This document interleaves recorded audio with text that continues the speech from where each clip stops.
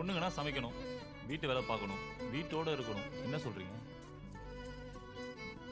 வீட்டை பார்த்துக்கிறதையும் சமைக்கிறதையும் தவிர்த்து வேற என்ன வேலை இருக்கு?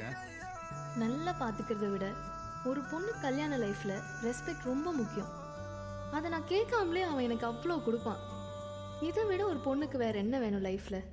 ஸோ நான் ரொம்ப ஹாப்பியாக இருக்கேன்.